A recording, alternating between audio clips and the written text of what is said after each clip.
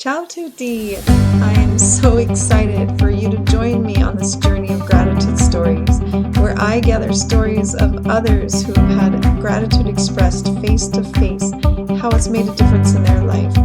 You can make a difference every single day expressing gratitude. Join me on this journey. Don't wait to express gratitude today. Ciao a tutti, it's me, KP Speaks, and today I have Bryan Miller, who is the founder of School for Good Living. I met him through LinkedIn, but I didn't even know that he was connected to a different aspect of life through his dad, Larry H. Miller. But really, Bryan Miller is making a name for himself. And the reason he is because he is really investing himself in providing a life for people that is free from stress and the anxiety and the ability to live freely. And I was able to go to one of his events where he taught us about what the School for Good Living is. But Bryan, I would love for you to teach us and tell us what it is that you do and why you do it. Yeah. Well, thank you, Kristen. Well, first, I'm a father and a husband. So my wife and I together are raising 6 kids, which is a privilege and an opportunity to learn and grow every day. And when I'm not doing that or focusing on my health, trying to do my cardio or strength training or meditating, in my professional time, I really divide my focus in 3 areas. The family business, the Larry H. Miller Group, where I serve on our corporate board of directors. I also serve as our executive director of culture for our 12,000 employees. And so that's the first thing, the family business. The second thing is the family foundation and also the family office. So those are things that, although you don't have to be a wealthy family to have, our family has been fortunate to establish a sizable net worth, and we feel a strong responsibility to steward that. So I spend a fair amount of time there as well. And then when I'm not doing either of those things professionally, I am growing the School for Good Living, which is really in recognition that we all get lost, we all get stuck, at least at some points, some areas of our life. We could all use a guide, and there's always more to learn. And really, this is about helping achievers, people who know that more is possible for them and they want it, or seekers who just have this innate sense that there's got to be more to life, really to find and live that, and thereby establish more happiness and meaning and contribution for themselves, and then to help others do that same thing. Awesome. I was really drawn to, actually, I remember exactly how I was introduced to you, and it was through Stephanie Lyons, who asked me to pitch to 1 Million Cups. And then I mentioned I do gratitude work, and she said, "Oh, you've got to know Bryan Miller." I said, "No, I don't actually." And she said, "He does that. He does meditation work. He has a School for Good Living, and he's very invested in helping people live a full life." Yeah. And so that's how I found you. And Yeah, I'm so glad we connected. yeah, me too. And so, what has been the benefit for you in founding the School for Good Living, and what have you seen in doing so? Well, there's this saying, this very common in the world of personal growth, that we teach what we need to learn, right? Or there's this idea that all advice is autobiographical. And I think those are both true to some degree. And I recognize, although I'm very blessed, for many, many years, I didn't feel that way. In fact, I actually felt guilty for having so many privileges and opportunities when so many have so little. And this was really a chance for me to aggregate and organize things I had learned to help overcome feelings of inadequacy, feelings of shame, feelings of, regret or meaninglessness. And so, like is often the case for, people, especially in the helping or healing arts, that it started with, how can I create this for myself? And then what I learned was so effective that I wanted to share it with others, and found that many of these principles and practices are helpful in living an extraordinary life. And so, as part of what you do you incorporate gratitude and helping others, but do you also incorporate gratitude in your own life? Yeah, absolutely. Yes, I do. And one of the things that I've recognized that I like to say that gratitude is an emotion that has a long handle. And what I mean by that is it's relatively easy to get a hold of, where some emotions, maybe some of the more exotic emotions like euphoria or ecstasy or even joy, they're not as easily accessible, at least for me. And I think for many people in any moment, where gratitude is always within reach. It's something that if we look for a reason to be grateful, if we focus on cultivating that feeling, I think we can foster it. And my life transformed. Like, I was really blown away when I came to believe that every emotion is available in every moment. And nothing outside of me has to happen for me to feel that emotion. But often I believe, I live as though it does. And when I started to really take responsibility for my experience of life and choose which emotions I wanted to feel more deeply, more often, gratitude is one of those that I realize is not only a long-handled emotion, but it's also a lever. Because I think gratitude, when I'm feeling anything that's disempowering, frustrated, disappointed, angry, sad, that gratitude, and not as a way to just mask those, because I think it's important to get what is the message in those. Mm-hmm. But gratitude is a way for me to begin to shift in an empowering way out of those disempowering emotions. So yes, I practice gratitude. One of the ways that I love to do this is my wife and I, every night before bed, we record in a journal. We used to just do it verbally. For years, we've done it verbally. This year, over about the last 3 weeks, we've started writing down. At the end of the day, what are we grateful for? And one of the things that's so wonderful about that, first of all, it's a great way to fall asleep. That is Mm-hmm. one of the very last things that we've talked about, rather than everything we didn't get done that day or how busy our day is tomorrow. Although some of those conversations still happen, as we're getting ready for bed, we deliberately focus on what are we grateful for from the day. So that's one, is it kind of cultivates that atmosphere in which to fall asleep. The other thing that it does is it's such a fun way for me to learn what my wife did that day. Where even when I come home from work and then the kids want attention or there's still work to do, it's as much as I want to catch up with her. I don't make a point to necessarily every night. And so right before bed, it's not only a great way to fall asleep feeling good, but it's also a great way to kind of recap and share my day and learn what hers was about. That's so wonderful. Yeah, one of the journals that I'm revamping and will be launched in March is a gratitude journal you can do as couples, and it's just it's only 3 minutes. It doesn't take much time, Yep. but one of them is to list what your favorite part of your day was. Yeah. And so, instead of, some people have a hard time with a gratitude list, especially type A's, I found. I don't know if you found that with all that you do. Yeah. They're just like, I'm grateful for my shoes and my house and my whatever. But viscerally getting them to internalize that gratitude with training them, which I'm sure you do, because Yeah. you do gratitude work. You have even a whole section on gratitude. That's right. And internalizing that with your School for Good Living. Getting them to be able to have that gratitude mindset is so powerful. I call it like an inoculation. It's like you're inoculating you to the stress that you're going to face no matter what. Yeah. Things I are going love to that. come. Yeah, that's beautiful. Yeah, so I feel like you and I have a lot in common as far as gratitude work, and we do it around the kitchen table when we're eating dinner as a family. I ask everybody, what was your favorite part of your day? And it's a great way to connect with your kids as well. Oh, yeah. So for you, have you ever had an experience where someone has thanked you face to face and it's impacted your life? Yeah. Yeah, I have. And I'm grateful to say that this happens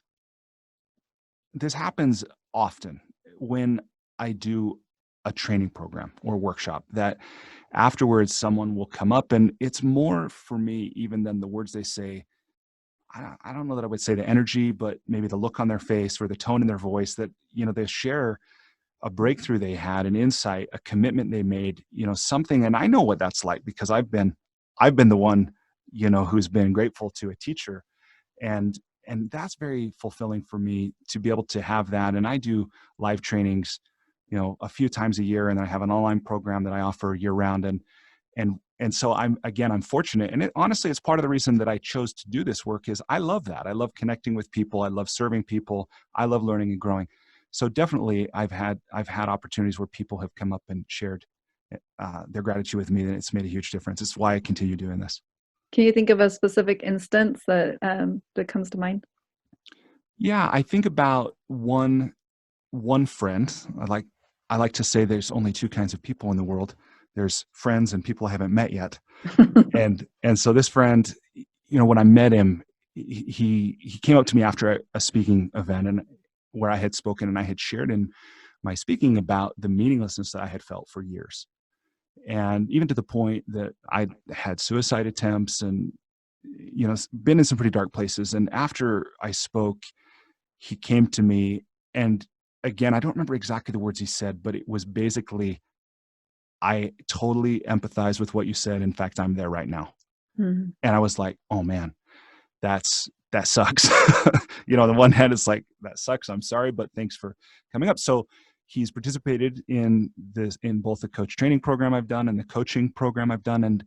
And as he has, and he's created for himself a life purpose statement. He's clarified his values. He has made commitments to what his desired outcomes in life and the contribution he wants to make. And in a period of months, I see that he's made this transformation. And we have the fortune to connect every week in our coaching calls. And sometimes when other people drop off the call, and he'll hang after and just share with me in real time, like the experience he's having and the transformation that he's made. And it's just really touching.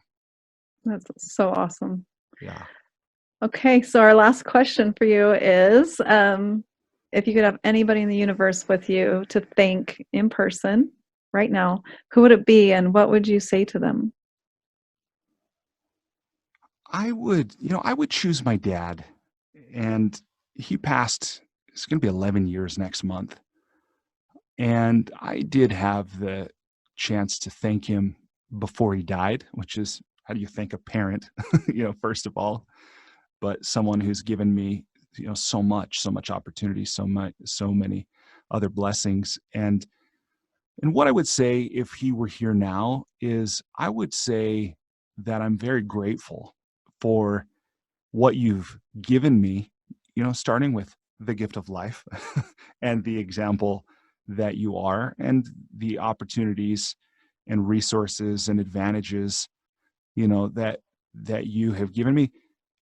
And I would say something to this effect about, I'm also grateful for what you have taught me. And I would say this in some kind of a loving way, but I would try to say just like this, that I'm grateful for what you taught me about who I don't want to be as well.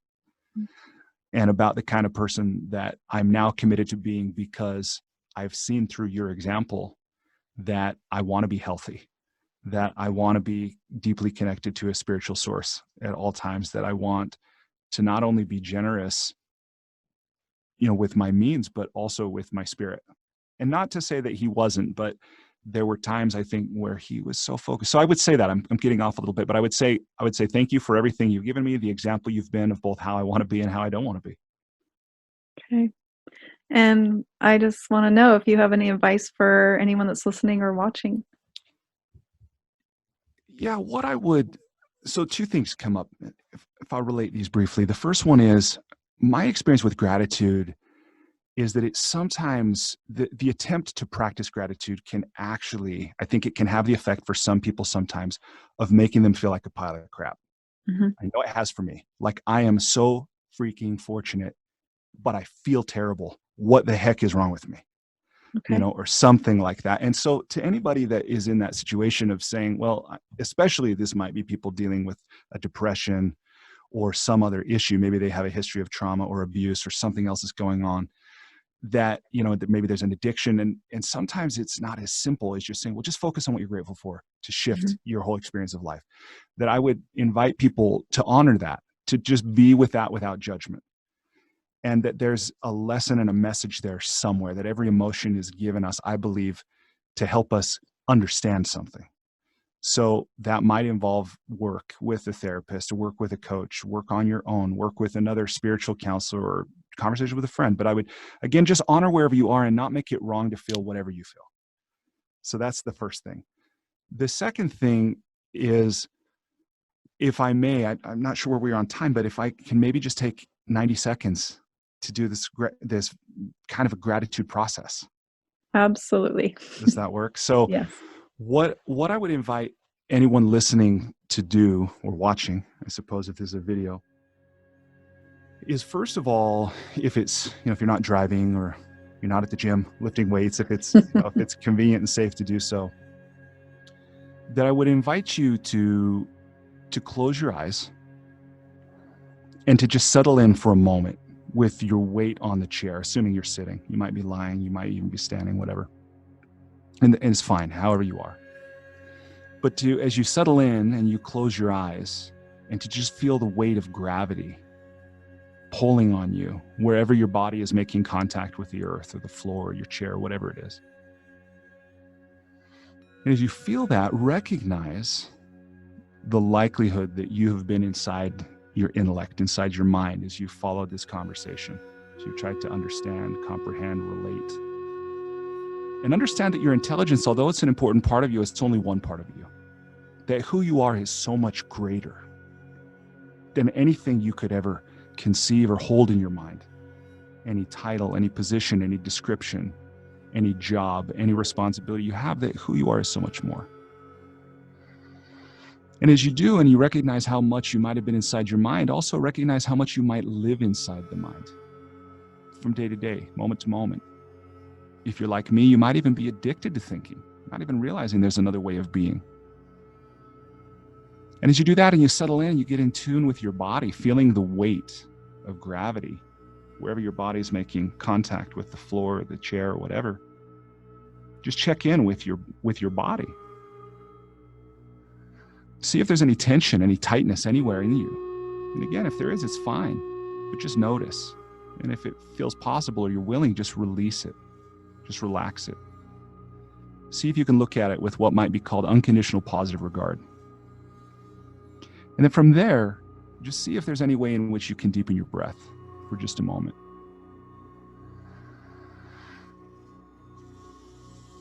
And the last part of this, how this relates to gratitude, is that from this place of presence, this place of embodiment, see if there's a way in which you can recreate an experience of gratitude, going beyond it being an intellectual experience, beyond it being an understanding, beyond what, especially those of us who are very driven, very type A, might just check it off the list. Yep, I did my gratefulness practice, my gratitude practice.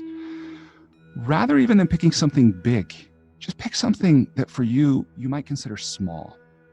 Something that makes your life easier from day to day. It could be your house key, the battery in your garage door remote control.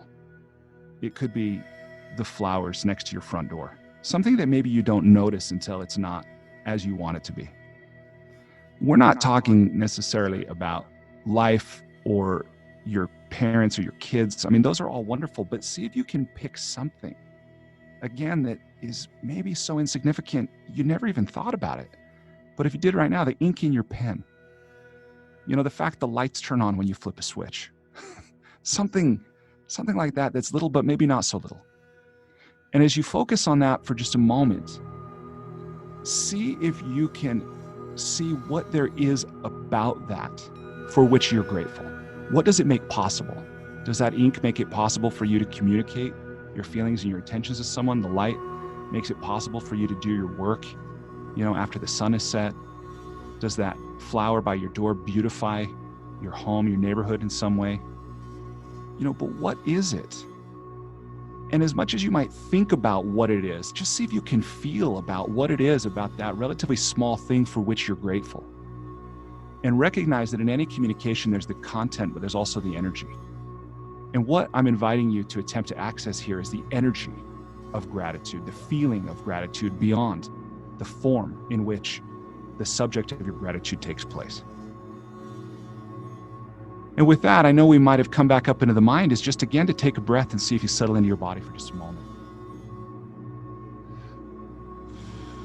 while holding on to that experience of gratitude. And the final thing here is just to consider that perhaps the ability to find gratitude is available in every moment, in everything, perhaps in your deepest pain, in your darkest regrets, in your moments of doubt or insecurity or hesitation or fear or failure or anything, that there's a way in which you can explore those, again, with curiosity, with non-judgment, that perhaps gratitude is available in there, and that all that's required is a willingness to look for it and to grab a hold of it if you do find it. But again, wherever you are in every moment is probably fine. And that's it. So with that, I would just invite you to come back to this present moment. If you want more and more, you can endeavor to live from that space, live with that kind of awareness, and just see how that might improve the quality of your life and the quality of life for people around you. That was so great, Bryan. I will not get any clients anymore. That was beautiful. I really thank you for that gift and the gift that you've just given anyone who watches or listens to this. Well, thank you for the opportunity. Of course. And if anyone wants to get in touch with you or sign up to be part of your coaching program or also part of the School of, I just lost that, is it Positive Living? Yeah, School for Good Living. School for Good Living. I'm like so caught in the moment. I'm just losing I'm out of my mind and into my life right now. You're beyond names and forms. See how beautiful it is? I am. That's all it is. So yeah, how can they get in touch with you? So people can visit goodliving.com. Okay. People can also visit me at bryanmiller.com, which is BRYAN. So either goodliving.com or bryanmiller.com. Okay, great. Well, thank you so much for joining me with Gratitude Stories. And you guys remember that it is never too late to express gratitude today, even if it's just you yourself practicing gratitude in whatever form it may be. And I hope you have a fabulous day today. And I want to say namaste. Thank you. Okay, Ciao. take care.